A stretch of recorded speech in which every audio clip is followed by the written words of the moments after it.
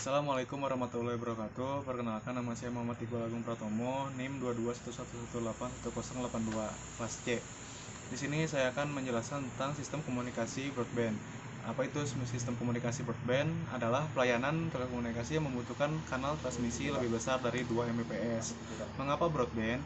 Karena sudah eranya digitalisasi, yang dimana pengembangan telekomunikasi itu didigitalisasi. Terus komputer, terus efisiensi dari bandwidth, suara, data, image, dan video. Teknologi akses broadband ada dua, yaitu wireless broadband access, contohnya XDLS, XDSL, FTTX. Terus ada wireless broadband access, contohnya wireless LAN dan WiMAX. Selanjutnya ada XDSL, yaitu X-Type Digital Subscriber Line. Itu teknologi yang mengoptimalisasi saluran telepon bisa menjadi saluran digital kecepatan tinggi. XDSL memungkinkan terjadi komunikasi data dan voice secara bersamaan menggunakan line telepon.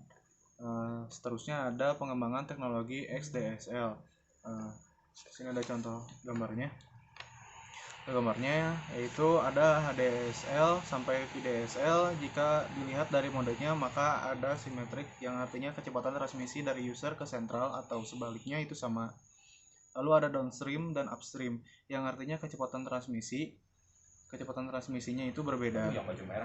Selanjutnya ada red map teknologi DSL. Ada contohnya, contoh gambarnya.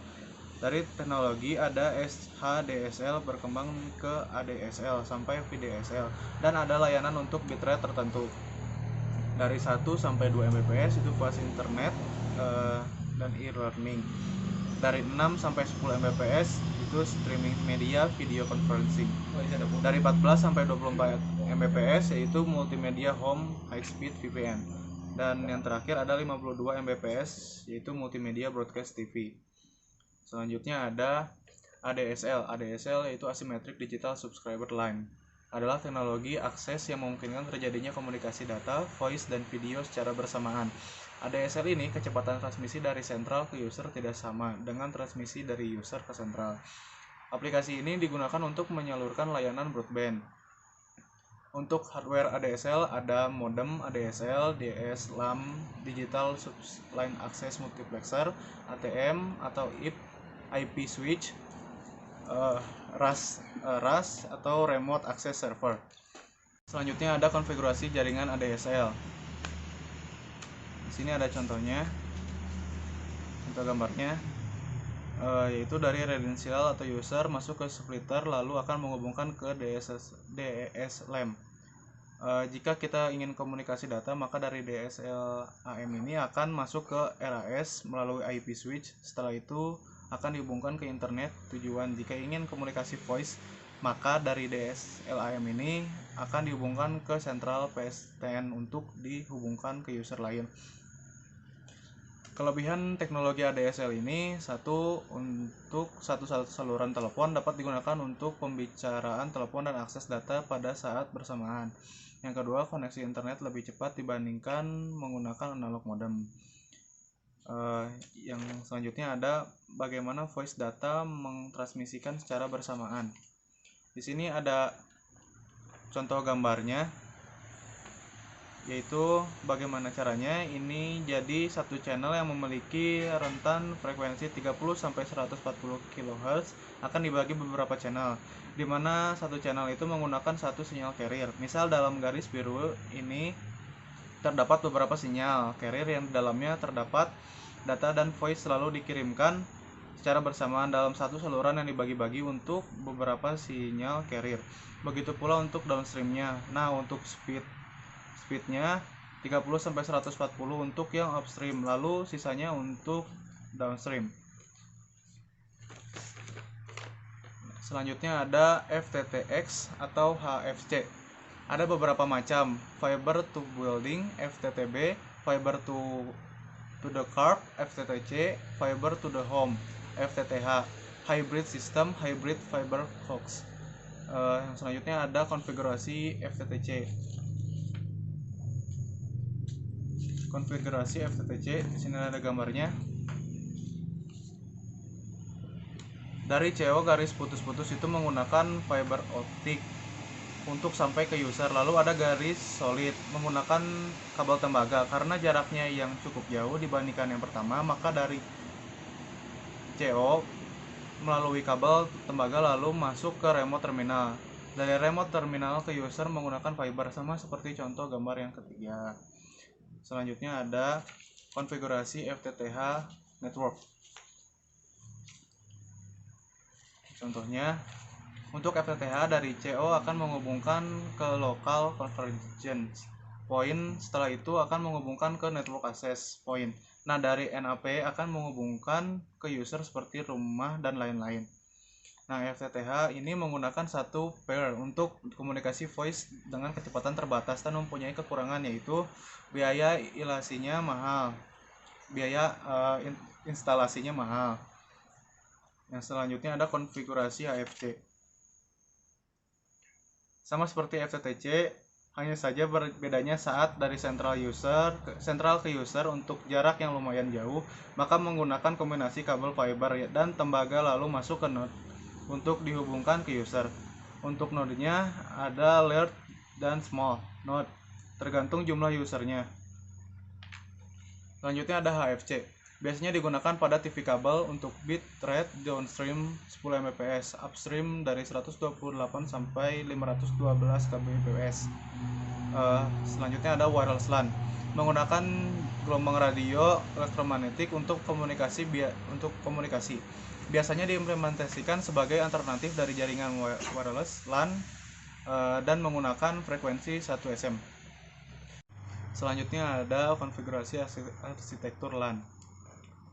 Nah, ini contoh konfigurasi arsitektur LAN. Yang pertama ada ad hoc, dari stasiun satu ke stasiun lain bisa langsung terhubung. Yang bawahnya itu ada client server. Nah, dari stasiun satu ke stasiun lain harus menggunakan access point. Yang selanjutnya ada arsitektur jaringan LAN. Arsitektur jaringan LAN ini dari user A menuju B menggunakan access point supaya bisa terhubung. Dari user A sampai C menggunakan router. Jadi dari access point pertama ke router untuk dihubungkan ke access point yang user C. Nah, selanjutnya ada kelebihan wireless LAN dibanding wired LAN. Dapat digunakan langsung, meningkatkan produktivitas dan layanan, fleksibel dan reduksinya biaya. Selanjutnya ada hotspot atau public wireless LAN. Hanya bisa digunakan di indoor menggunakan teknologi WiFi atau dengan 802,11 GHz, kecepatan dari 11 sampai 54 Mbps. WiMAX atau Worldwide Interoperability for Microwave Access. Teknologi komunikasi broadband yang menggunakan standar IEEE 802.16 dengan berfokus di 6 GHz untuk di pita radio. Untuk bitrate-nya 20 Mbps untuk jarak 50 km. Nah, kelebihannya itu support untuk triple pay, Wi-Fi, dan mobile backhauling dalam satu infrastruktur. Kecepatan sangat cepat dan menggunakan teknologi hanya 4G. Selanjutnya ada arsitektur jaringan WiMAX untuk rural community. Nah, di sini ada contoh gambarnya. Itu semua terhubung oleh satu base stasiun. Base ini menggunakan satu antena yang nantinya bisa menghubungkan dari user ke internet dan PSTN. Nah, ini bisa mencakup satu perumahan maupun perkotaan. Selanjutnya ada arsitektur jaringan untuk konektivitas kampus. Ini ada contohnya. Biasanya base dipasang di atas suatu gedung yang bisa menghubungkan ke semua gedung. Selanjutnya ada arsitektur jaringan untuk lepas pantai. Di sini ada contohnya, contoh gambarnya. Itu biasanya untuk komunikasi pengeboran minyak, perkantoran yang ada di pinggir pantai. Nah, yang selanjutnya itu ada arsitektur jaringan untuk keamanan umum. Di sini ada contoh gambarnya. Itu biasanya ada central office di suatu gedung yang nantinya bisa terhubung ke ambulan, polisi, dan pemadam. Nah, yang selanjutnya itu untuk private networks. Di sini ada contoh gambarnya. Misalnya pada seluler backhaul. Di sini ada satu user yang terhubung dalam satu seluler base station yang nantinya akan menghubungkan base station untuk WiMAX networknya. Nantinya telepon seluler bisa terhubung ke internet. Nah, perbandingan 2G dan 3G Wi-Fi WiMAX. WiMAX itu 4G, Wi-Fi itu transisi dari 2G atau 3G ke 4G. Jadi 2G atau 3G itu full mobility, security, dan terjamin. Wi-Fi ada jaringan yang tidak kompleks dan pita lebar. WiMAX itu mencakup semuanya dan areanya dengan cakupannya yang luas. Segitu saja dari saya. Mohon maaf bila ada salah kata. Wassalamualaikum warahmatullahi wabarakatuh.